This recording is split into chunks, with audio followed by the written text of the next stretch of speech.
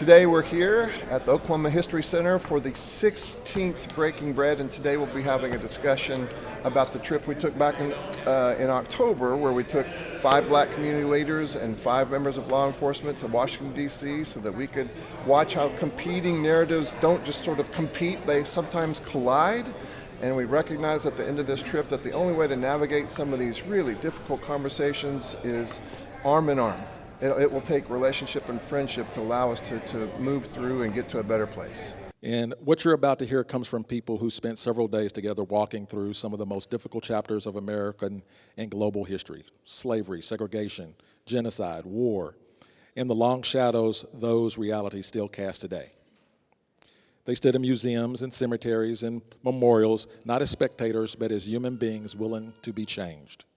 It was an incredible trip. We saw some things that you just can never forget. We saw the African American History Museum. We went to the Law Enforcement Museum. We sat down with Senator Langford and had a really generative conversation. So this is our second trip that we've taken to D.C., and we hope to have many more. You may hear things that challenge your perspective, I hope. You'll hear things that will affirm your own lived experiences. You may feel pride, anger, grief, or hope, possibly all at the same time.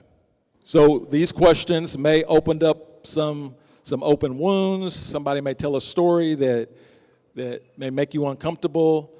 The idea is still the same, right? We're here to listen and be heard, but give everybody a chance to share, right?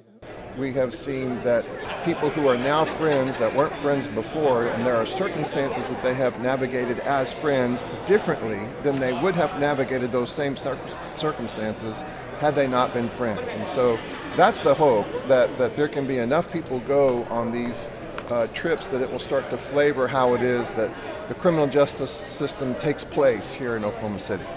Big plans for the Justice Circle. We're going to do another event that will be a little bit like a TED event, but we're going to feature some of the leaders of nonprofit organizations here in town. Do that in June in a luncheon.